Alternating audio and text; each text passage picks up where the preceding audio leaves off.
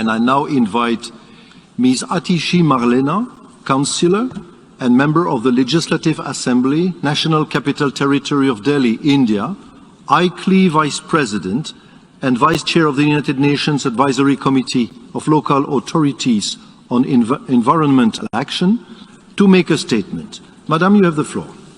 Excellencies of the United Nations, ladies and gentlemen, I am here today as a representative of the Government of the National Capital Territory of Delhi, India, and as Vice President of ICLEI and Vice Chair of UNACLA. All of us present here come from different cities and countries, but face common challenges. How to provide our citizens high-quality public services while ensuring equity, ecological sustainability, and fiscal prudence. From the early 90s, there has been a growing belief that the provision of education, healthcare, water, electricity to all citizens is far too expensive, and that governments which provide these services to all citizens end up spending too much and going into debt. So governments, especially in the developing world, have started withdrawing from these services. Provision of water and electricity have been privatized. People face increasing tariffs. Education and healthcare have seen substantial reduction in government spending, causing the steady deterioration of government schools and healthcare facilities. While this may have improved fiscal management, it has led to increasing inequality. However, in the last 7 years in Delhi, a city of 30 million residents, we have shown that we can do both, provide high-quality public services while running a fiscally responsible government. In 2015, a new party that was formed out of a nationwide anti-corruption movement came into power in Delhi, led by Chief Minister Mr. Arvind Kejriwal. We faced many challenges. Delhi had some of the highest electricity tariffs in the country.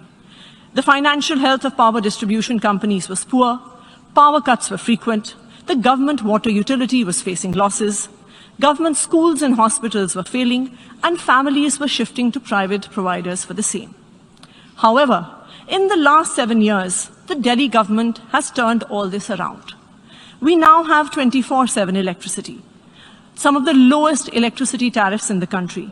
4 million households get a zero electricity bill. The financial health of power distribution companies has improved. More than 1,500 residential areas in the city of Delhi have got piped water supply for the first time. The water utility is no longer in the red.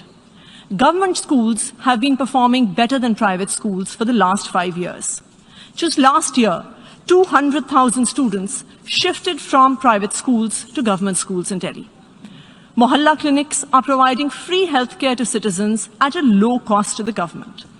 And all this has been achieved with increasing revenues and budget sizes.